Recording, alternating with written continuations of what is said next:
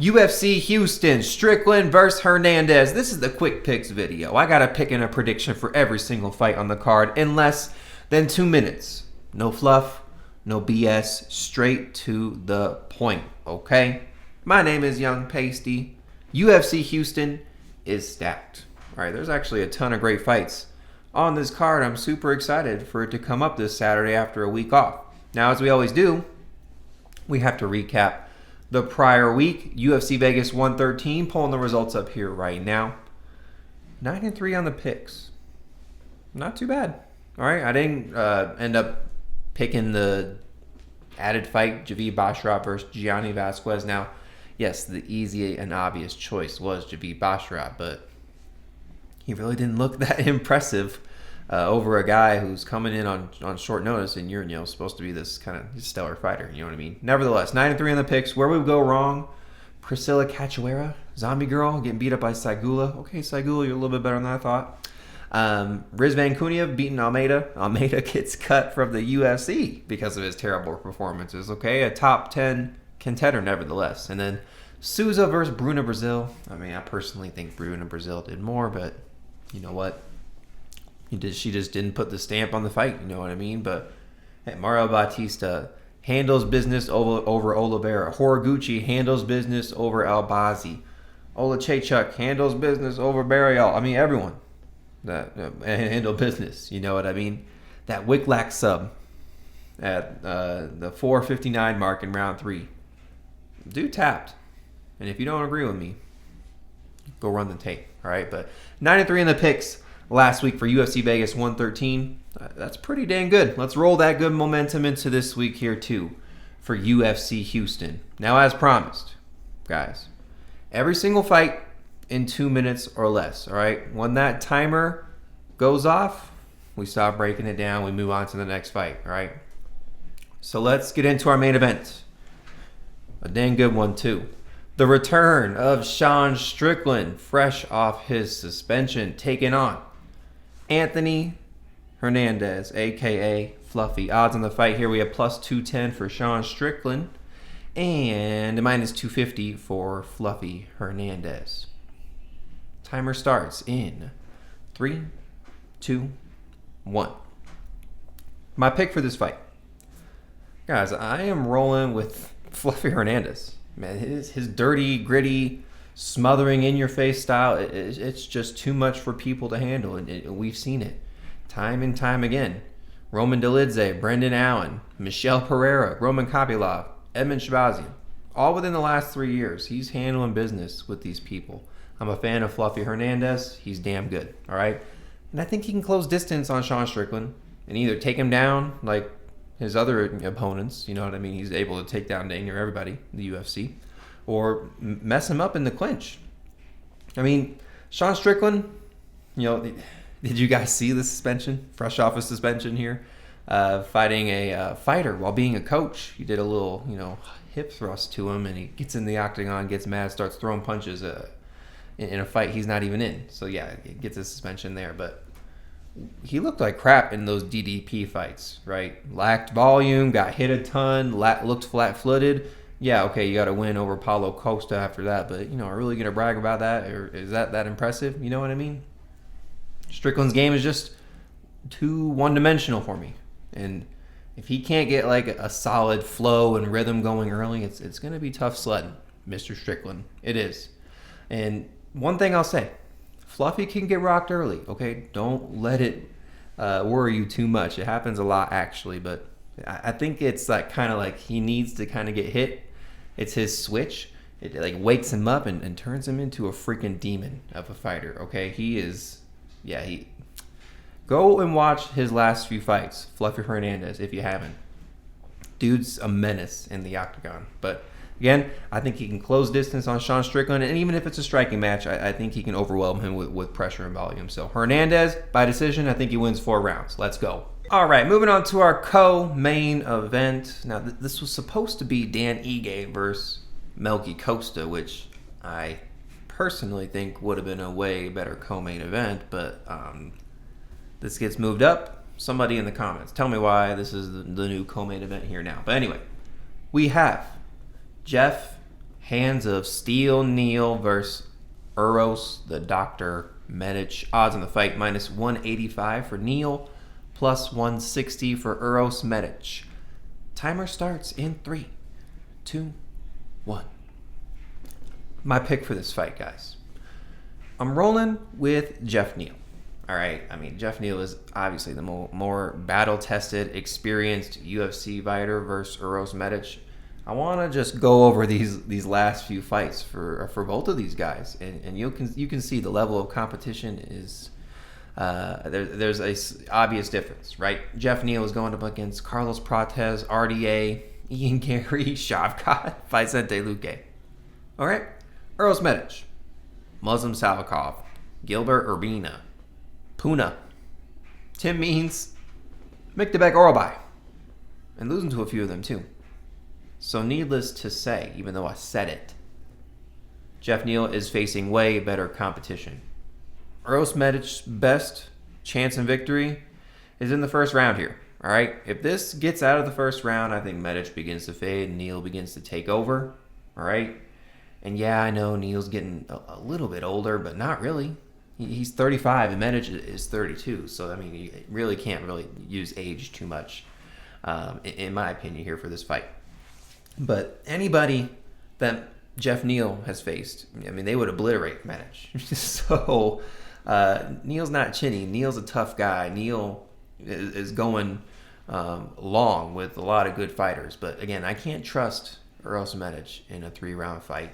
And once it gets out of the first round, Neal's going to take over. Even if it's a 3-round decision, Neal will win round 2 and round 3. Medic is not built for a 3-round fight. Again, his chance and path to victory is a first-round finish. Is that really going to happen? That barely happened with Carlos Prates. Like, it was a 4:59 in round 1, right, versus Jeff Neal. So I'm going to take Jeff Neal, and I think he might be able to get a late finish. Jeff Neal by KO, 3rd round. Let's go. All right, moving on to our next fight. We have Dan 50K Ige versus Melky, the Dalmatian Costa. The should-be co-main event here, all right? Odds on the fight, plus 170 for Dan Ige, minus 220 for Melky Costa. Timer starts in 3, 2, 1. My pick for this fight. I'm rolling with Melky Costa, all right? This dude is on a roll. 5-fight win streak, 4 over good competition. And it's like a variety of fighters too. Morgan Shariri, Julian Arosa, Christian Rodriguez, Andre Fili, right? These are a variety of fighters. He's found success in each fight and different ways in each fight. You know what I mean? So what I'm trying to say is he's a well-rounded fighter here. But Dan Ige, no easy out, no easy task. All right? Power puncher, really good overhand that actually ends up rocking a lot of people. Mixes in wrestling, good cardio, good striking overall. I mean, he's the ultimate gatekeeper, all right? Consistently sitting at a plus 200 underdog tag here.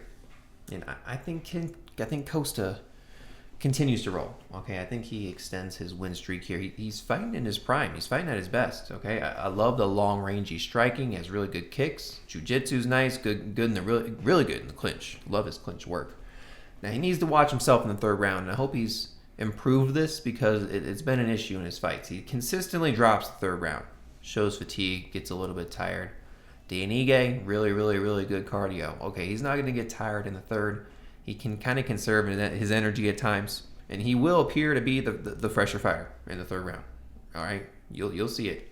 But I think Melky Costa wins the first 2 rounds easy and obviously, and then drops the 3rd. So I'm gonna take Melquizio Costa, the Dalmatian, all right, the dude with the skin issue, to win it by decision. All right, on the scorecards, 29-28. Again, Dan Ige is a tough guy. He's no easy out, and he's always live for a 3rd round finish. So if you're backing Dan Ige, and I blame you, but I'm on the side of Costa. So Costa by decision. That's my official pick. Let's go. All right, moving on to our next fight. We have Sergey Spivac versus Ante Delija. Odds on the fight here, plus 145 for Spivac, minus 170 for Delija. Timer starts in 3, 2, 1. My pick for this fight. I'm going with Ante Delija, and I'm going to give him a pass for his last fight. He got robbed. right? He really should have won that fight. They should have called the fight either a no contest or a KO win for him. It was a weird series of events. Mark Smith, what the hell were you doing? Nevertheless, the fight gets restarted, and Waldo ends up getting the KO. Like, when you adrenaline dump after you get a KO, you know, like, honestly, Delija should be in the title talks right now for beating Waldo. Nevertheless, this should be a striking match, in my opinion. Spivac versus Delija. If any grappling is going to be initiated at all, it's going to be on the Spivac's ends, but I think Delija's takedown defense should hold up. The reason I'm really picking Delija is because the people that have KO'd Spivac, which I'm thinking Delija's going to KO Spivac, Spivac, whatever, I don't know how to say it. He gets put on the back foot when he gets KO'd, right? Got KO'd by Aspinall, was getting put on the back foot. Aspinall trained with Delija. I mean, not currently training at the moment. We've seen the Aspinall situation, but that's a different story. Delija comes out pretty hot, and he's really good at putting people on the back foot. He was putting Waldo on the back foot, okay?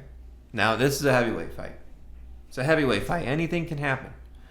But I'm going to side with Delija. I think the takedown defense should hold up if there's any sort of wrestling or grappling initiated. And I think Delija's going to back up Spivac early, knock him out in the first round. So, Delija by KO. That's my official pick for this fight with a little bit of time to spare. Let's go. All right, moving on to our next fight on the main card. We got Jacoby Smith, 11-0, taking on Josiah Harrell, 11-0. Odds on the fight, we got minus 298 for Jacoby Smith, plus 240 for Josiah Harrell. Timer starts in 3, 2, 1. My pick for the fight. I'm rolling with Jacoby Smith. All right. Now, this is Josiah Harrell's UFC debut, short notice. I was watching a few of his LFA fights. This dude's a dog, right? This is going to be a tough fight for Jacoby Smith, all right? I'm impressed by the cardio, the striking, the grappling on Josiah Harrell's side. And, yeah, he's going to give Jacoby a tough time for sure. It's going to be a much tougher time than Niko Price did. And the fact that it took Jacoby Smith that long to finish Niko Price, and then we saw Veretennikov clock him in the first round, I don't know, a little bit concerning.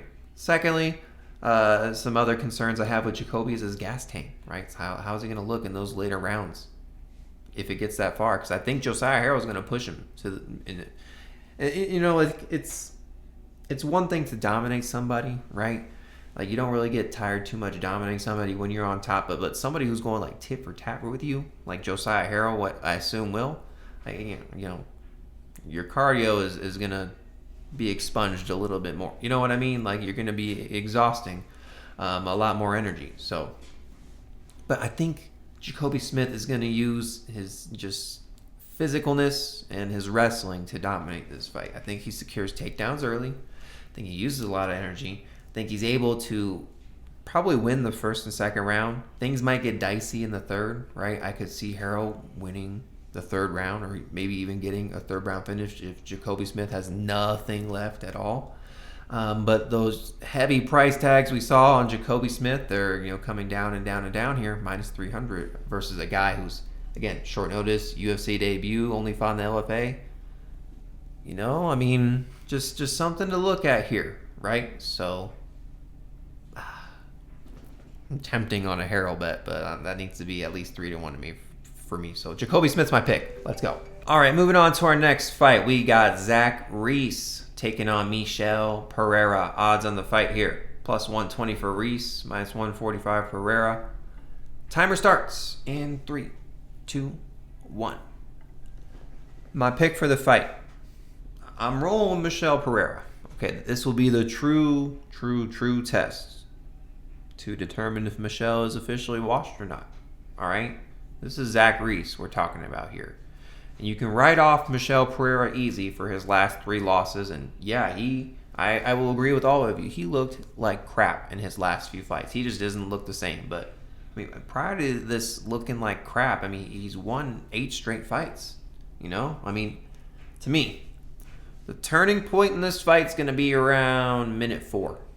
Right? If Reese can survive this long, I think he can actually take over from there. Michel round 1 or Reese decision. That's how I would play this fight kind of like betting wise.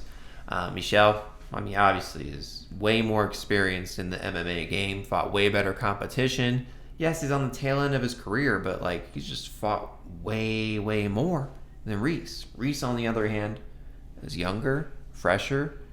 Yeah, he's, not fighting the best competition, but he's not looking like complete crap either. But it is hard for me to, look at Zach Reese's wins, dog. Jose Medina, Dusko Todorovic, Jackson McVeigh. You know what I mean? And the 3 losses Michel Pereira suffered, Fluffy, Abus, Kyle Daukaus. Yeah, they're all handling Zach Reese. I guarantee you that. The Daukaus loss doesn't look too good in hindsight, but he's kind of leveling up. All right, Daukaus is looking pretty good. This is the true test if Michel Pereira is washed or not. So I'll pick him here. Might be the last time I'm picking him, because if you lose to Zach Reese, dog, you are officially washed. So, Michel Pereira, let's go. All right, moving on to our next fight. This is the featured prelim. We got Chidi Njokuani versus Carlos Leal. Odds on the fight plus 160 for Chidi, minus 185 for Carlos Leal. Timer starts in 3, 2, 1. My pick for the fight. I'm going with Chidi Njokuani. Now, some say he's Chinny Njokuani, but I don't think he's there yet. He's 37 years old. Carlos Leal's got a little bit of an age, advantage over him being 31 years old. But the reason I think Chidi's going to win this fight is because he wins all his fights standing. If he gets taken down, he gets finished on the mat. Okay, almost every single time. Carlos Leal is not really a guy looking to take you down. His takedowns per se are more so like knockdowns. Like he'll hit a big shot and then you'll end up on the ground. Might hold you there for a little bit, but he's not too good at. That's not his game, right? He's looking to strike with you. In my opinion, this is going to be a striking match. And if that's the case, man, I gotta back the kickboxing of Chidi Njokuani. I think it's really good, right? Avoid the heavy shots from Carlos Leal, and you should be good. I think Chidi just needs to get into that rhythm, that kickboxing rhythm, and cruise to a decision win. And Carlos Leal won't really have too many answers. Buy low spot for both of these guys, though, to be honest with you, because they're both coming off of not the best performances, right? Leal getting flatlined by Muslim Salikov, and then Matthews submitting Chidi Njokuani pretty damn easy. So, yeah, my pick for the fight, I'm rolling with Chidi Njokuani. We'll take him by decision. I think he just kickboxes his way to a decision win, and Carlos Leal won't realize, hey, maybe if I get this fight to the mat, I could finish him on the mat. But I just don't think it's going to happen. So Chidi Njokuani by decision. That's my official pick. Let's go. Next fight, we got Ode Osbourne versus Alibi Idiris. Odds in the fight plus 145 for Ode Osbourne, minus 170 for Alibi Idiris. Timer starts in 3, 2, 1. My pick for the fight, I'm rolling with Alibi Idiris. This one was really, really tough for me to pick, actually, because it's hard for me to gauge where Idiris is talent-wise. Lost to Morales on the Ultimate Fire. Morales is really, really good. But, other than that, it's just kind of like regional fights. Hard for me to really gauge how good you are here. Ode's the UFC vet, willing to take on anybody. Hit or miss, though. It's 13-9. You know what I mean? Not really the best record. Ode's takedown defense, not really the best. It holds up at times and in scenarios, but most times he gets taken down. And that leads me to believe Idiris is going to take down Ode, but he might be a takedown or bust here. Okay, his striking really, I don't know. I think Ode has the striking advantage. I think he's quicker with the hands, and I think he has more pop in his shots versus Idiris. I think Idiris is slower with his strikes. I think Ode could probably move around the octagon, and he can crack. Ode Osbourne got some power on the hands. This is a flyweight fight. But I think Idiris really, really leans on cage work, getting people down to the ground. I just don't think his striking is going to hold up versus Ode. So yeah, you know what? I'm just going to label Idiris a takedown or bust in this fight. Pure pick. I'm going to roll with Idiris. But if I did want to bet on this fight, I don't know. I'm not, like Osbourne is tempting. So Idiris by decision. That's my official pick for this fight. Let's go.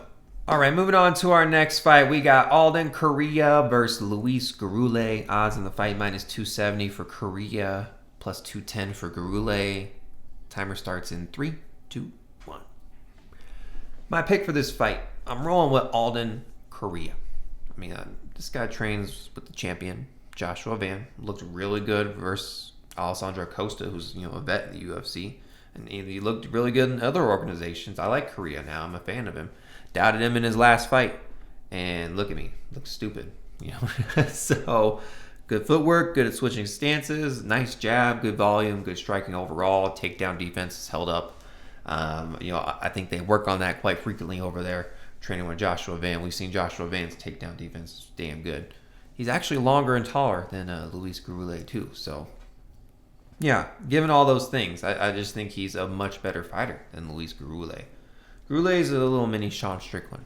That's what I think I classify him as. Who can wrestle. He's jacked too. And I think he's tough. Puts out a lot of forward pressure, but I think he's going to get stuck in the moment. He's going to get caught looking, right? That last fight versus Ode. Like, what happened there? Gassed in the second round. Kind of looked weird. He's known to have a good gas tank. Jesus Aguilar. Looked good in the third round, but still got pieced up on the feet for all 3 rounds. Ultimately lost the fight. I just think the constant movement and the jab from Coria is going to throw off Luis Gurule. I don't think he's going to get into the rhythm that Luis Gurule likes to get into. Like, both of these guys, they want the other to fight their fight. And Coria is going to win that battle. So, Gurule specifically, he struggles when he doesn't get in a rhythm. And he's not going to be able to find that rhythm versus Coria. So, KO's live after accumulation of damage.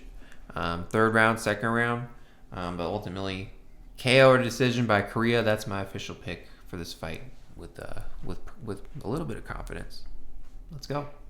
All right, moving on to our next fight. We got Nora Cornolle versus Jocelyn Edwards. Odds in the fight here. We got +210 for Cornolle, -260 for Edwards. Timer starts in 3, 2, 1. My pick for the fight here. I'm rolling with Jocelyn Edwards. This is actually a rematch, okay, from 2023. But since then, I think Edwards has been leveling up. Okay, she's looked dang good in her last few fights here. 3-fight win streak, right? Over Vidal, Chelsea Chandler, Cachoeira now. Cornolle, I just don't trust her, okay? I just don't. On the tail end of her career, 36, I mean, she's tough, right? Always puts out a good fight and always fights her hardest. But, she really just doesn't put stamps on rounds and ends up losing. She's, I don't know, that Cavalcante loss, split decision. I thought she got it, but, looking back, she really didn't. Loses Carol Rosa by decision. Jocelyn Edwards been leveling up, and I think she got a lot more power than Nora Cornolle at this point. I don't know. Nora Cornolle, is it just me, or is she getting a little bit, skinnier? Is it just me? I don't know. Jocelyn Edwards always comes in thick and big for the division. Her kicks, her striking, I know it can be slow at times, but definitely a fight I'm not betting on. My gosh, not getting involved with this one whatsoever.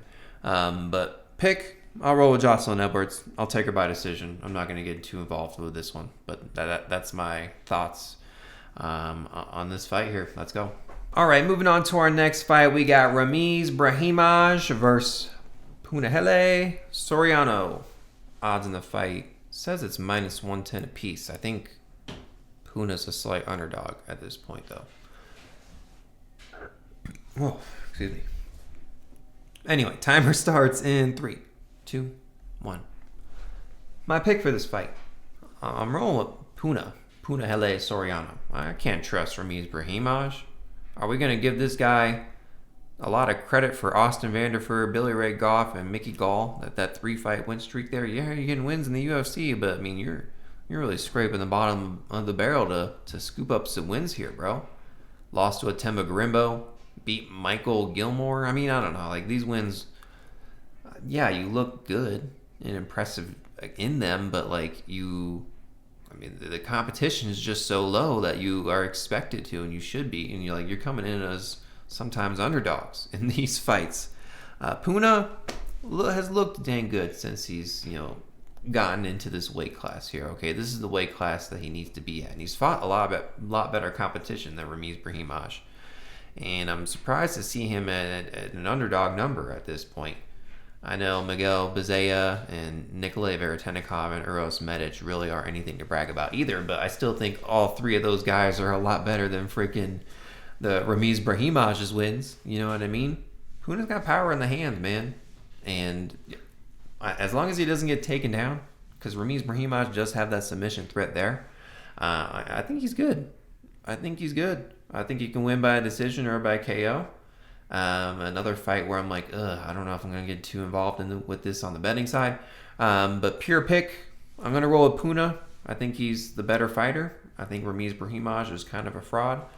If he wins this fight, might change my opinion slightly, but he really needs to beat somebody like notable and good for me to change my mind. So Puna by KO or decision, that's my official pick. Let's go.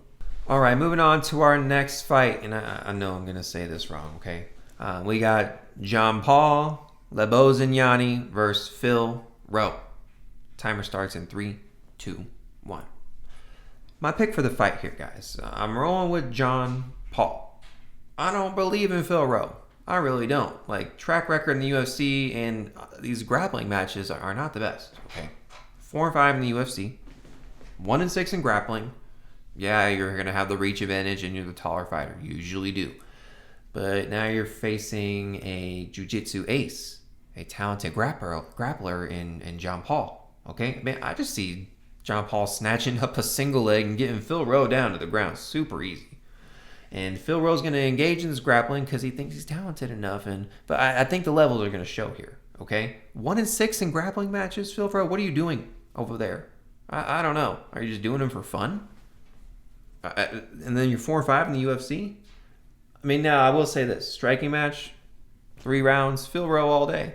Okay, I'll give you that. John Paul does have some power on the feet. Has some nice KOs. But I don't know, he's not like some striking guy. You know what I mean? He's not really known for this. But I just think he needs to stick to his main arsenal. Grappling. Don't fall in love with the striking here. You'll get picked apart with the jab if Rowe throws the jab. And get hit with power shots and combos. Phil Rowe's pretty dang good in the striking. But I see John Paul maybe striking for a little bit, and then realizing, oh, okay, you know what? I'm the grappling guy. Okay, let's go shoot for a damn takedown. All right. All the fighters, all the people in the community, they love this John Paul Lesbian guy. I'm gonna roll with John Paul. I am. I don't trust Phil Rowe's takedown defense. I think John Paul's gonna get him down easy. I think the submission's live with those long-ass arms. And, yeah, John Paul by submission or decision. That's my official pick for this fight. Let's go. Moving on to our next fight, we have Yadier Del Valle, the Cuban problem, versus Jordan Leavitt, the Monkey King. Odds on the fight, -400 for Yadier Del Valle and +295 for Jordan Leavitt. Timer starts in 3, 2, 1. My pick for the fight. I'm rolling with Yadier Del Valle. I like this guy. And it sucks because I picked against him last fight. And if Dolgarian didn't, throw the fight and sell, how would that fight actually played out? You know what I mean? I think it would have been a competitive fight. I really don't know how it would have played out. And Dolgarian is actually a good fighter. He just threw the fight. So I just don't think Yadier Del Valle is a fluke because of the last fight. Okay, this guy is talented. Jordan Leavitt here. Making a little comeback run in the UFC, but now you're going up against Yadier Del Valle. This ain't no Kurt Hollabaugh, all right? Now, if this gets to the mat, I think Yadier is really damn good, and I think he's way better than Jordan Leavitt. I think he's able to keep top position. I think if he does end up on bottom, he can scramble, move out of the way, get back up somehow. If this stays on the feet, I think it's Yadier all day, too. I think he's the much better striker, has a lot of power in the hands. We've seen the KOs. We've seen this. He's talented everywhere. I just think he's better everywhere. A lot more aggressive, a lot more physical than Jordan Leavitt. Man, give me Yadier Del Valle. I'm not going to dive into it too much, but that's my official pick. There's inside the distance. Yadier, inside the distance. That's my official pick for this fight. Let's go. All right, moving on to our next fight. We got Carly Judice versus Juliana Miller. Odds in the fight have blown out of proportion. Minus 800 for Carly Judice. Plus 550 for Juliana Miller. Timer starts in 3, 2, 1. Oh my gosh. Hold on. Now we got it. Disregard that last one. 3, 2, 1. Bang. My pick for this fight. I'm rolling with Carly Judice. I mean, the pick has to be Carly Judice, right? I mean, Juliana Miller is she's just a wild fighter, unorthodox, hittable, not very technical. I mean, I can go on and on and on and on and on about how I don't really like Juliana Miller. I mean, she's 4-3. I know Carly Judice is 5-2, but I mean, her 2 losses are split decisions, which really could have gone her way. You know what I mean? Man, I cannot back Juliana Miller whatsoever, but it's hard for me to lay any sort of money at a minus 800 for Carly Judice. Thank goodness this is just a pick, right? Judice had a great 2025, 2 highlight KOs. I predicted, I think, both of them. A lot more technical than Juliana Miller. Her striking is just levels above Miller, in my opinion. Powerful, kicks are nice, cardio is really good. She's constantly the pressuring fighter. Juliana Miller is definitely going to be on the back foot, moving around the octagon. Miller's I think Miller could get KO'd here, okay? Body shots could accumulate because Miller's body's really skinny. We've seen Miller get KO'd before. I mean, she's a dang twig. But are we really going into this too much? Carly Judice by KO or decision. That's my official pick for this fight. Let's go. All right, guys. If you have made it this far in the video, thank you so much. If you could do me a favor, please click that subscribe button for me. We're on the road to 400 subscribers, so I would really appreciate your support if you could do that for me. We've been doing good around here, all right? UFC Vegas 113, did dang good. Did good at UFC 325. I mean, things are looking pretty dang good over here on the Young Pasty channel, okay? So if you could do me a favor, click that subscribe button for me. It goes a long way. Secondly, my Patreon is free. Links in the description. Go check it out. That's where you can see all my bets when I place them. Again, absolutely free. You know, the bets video comes out on Thursday. You can see all my bets before the video comes out and get the odds when they're good, because they always sway in the opposite way. You'll see it. All right, come fight time, you'll be like, dang, glad we hopped on the Young Pasty Patreon and get them bets in early. All right, so hey, let's have a good week this week for UFC Houston. Young Pasty out. Let's go.